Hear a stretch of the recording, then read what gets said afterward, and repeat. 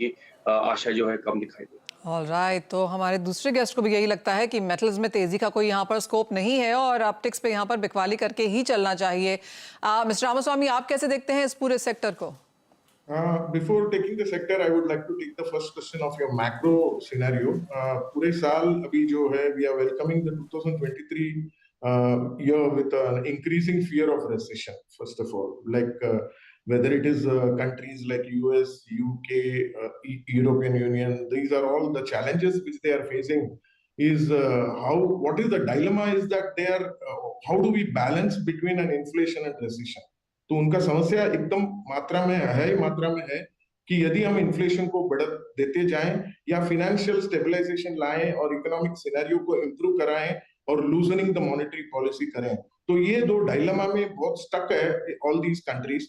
But ये Asian story थोड़ा बहुत डिफरेंट है। When it comes to Asian countries, you have seen that China is on a almost at the early stage of a recovery path. And Russia, if you see, it's not badly disrupted or damaged by any sanctions and all. तो इस तरह जब भी हम compare करेंगे, Asian trade organisations are also getting some cheap oil की तरफ भी जब भी जाएं उनका तकलीफ नहीं आ रही है। और बेस मेटल्स पे अगर फोकस करके अगर जवाब है 2023 के लिए, फर्स्ट एंड फॉरमोस्ट बहुत इंपॉर्टेंट मैटर आता है डीकार्बनाइजेशन।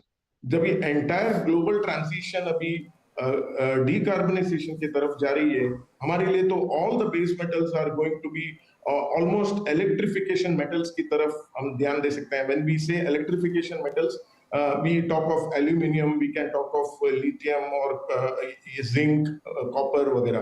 तो मुझे लग रहा है कि आगे चल के ये जो ट्रांजिशन का जो स्टेज आ रहा है, एक बेस मेटल्स के लिए एक बढ़त मिल सकती है 2023 के लिए। चाइना ओपनिंग द डोर्स वगैरह वगैरह आई, बट मुझे तो उसमें तेजी ही लग रही है 2023 के लिए। शॉर्ट टर्म के लिए थोड़ा बहुत हिकअप्स होगा जब तक स्टेबलाइजेशन नहीं होगा कि whether interest rates are going towards inflation catch up और loosening based on recession catch up. तो क्लियरली मिस्टर रामास्वामी, आपने काफी सारे मेटल्स के यहाँ पर नाम लिए जहाँ पर आपको भरोसा है कि हल्की सी तेजी यहाँ पर देखने को मिल सकती है। ट्रांजिशन एंड एनर्जी एफिशिएंसी यहाँ पर एक फैक्टर रह सकता है। तो ओवरऑल मेटल सेक्टर में किस मेटल पे फिर आपको ज्यादा भरोसा है? Copper looks to be good amongst all the metals and लगभग अभी के फिलहाल के भाव जब मैं देख रहा हूँ, it's quoting it around 715 716। हमें लग रहा है कि एक 750 तक का एक इमीडिएट जंप भी हम एक्सपेक्ट करते हैं। यहाँ से करीब 5% का तो बढ़त इसमें स्कोप है। And going forward in 2023 we would not be surprised if we can cross copper can cross even 800 mark. 800-815 तक में एक ग्रेट रेसिस्टेंस है। तो मुझे लग रहा है बेस मेटल पैक में मुझे लगता है copper can be the game changer again. Once again it can start moving up. Now right now it's slightly on a range bound and maybe slight corrections here and there. 5-10 rupees का जो 1-2% का तो gap down हो सकता है, but 750 is the immediate target.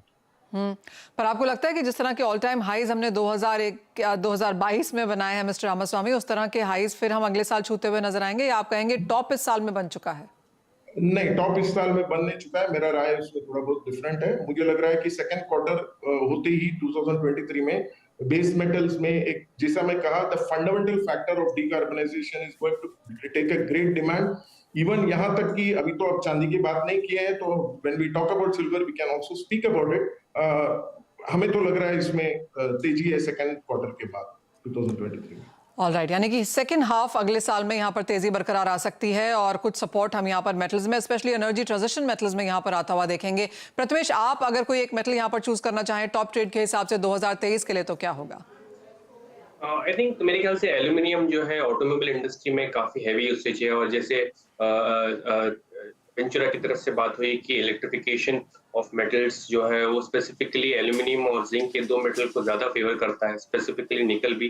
But यहाँ पे aluminium मेरे ख्याल से टॉप पिक में यहाँ पे रखना चाहूंगा, और मेरे ख्याल से अगर अपसाइड इस कमोडिटी में आती है तो 250 तक के आसपास इस कमोडिटी में हम उछाल दे सकते हैं। तो मेरे ख्याल से टॉप पिक अगर एक कमोडिटी को चूज करना है वो रहेगी एल्यूमिनियम। ओके, एंड आप कैसे देखते हैं इसको रविंद्र, पूरे ओवरऑल मेटल पैक को? अगर आपको कोई एक टॉप ट्रेड यहाँ पर चूज करना हो तो वो क्या होगा और क्यों होगा?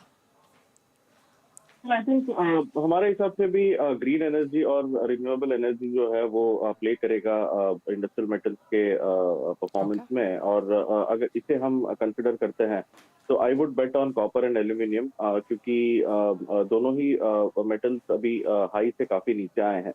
My only concern would be जो रिसेशनरी फियर्स है, but looking at the US GDP numbers which was release yesterday, लगता है कि शायद we might miss, but still I think recessionary fears है, और रिसेशनरी फियर्स के चलते इकोनॉमिकल सेंसिटिव कमोडिटीज जो है वो थोड़े से परफॉर्म नहीं कर सकते हैं, तो वो एक कंसर्न रहेगा आगे जाके.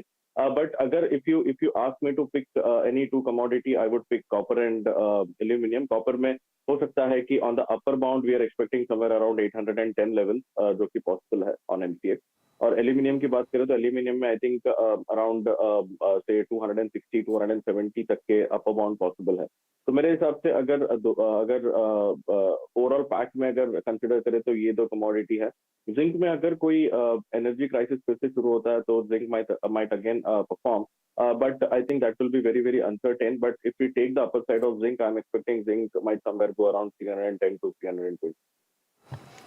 ऑलराइट, तो यानी कि कॉपर एल्यूमिनियम में यहाँ पर तेजी बरकरार रह सकती है. जिंक के एक थर्ड मेटल के हिसाब से यहाँ पर उभरता हुआ नजर आया है. खरीदारी यहाँ पर सेकंड क्वार्टर या सेकंड हाफ में आपको देखने को मिलेगी मेटल्स को. ये तो टॉप ट्रेड्स हैं हमारे सभी गेस्ट की तरफ से, लेकिन इसी के साथ एक ब्रेक के लिए रुकेंगे. जब लौटेंगे तो वो पॉइंट्स डिस्कस करेंगे जो यहाँ पर एक वाइल्ड कार्ड या फिर एक अनसर्टेनिटी के तौर पर उभर सकते हैं. उनसे आप कैसे डील करें बताएंगे आपको.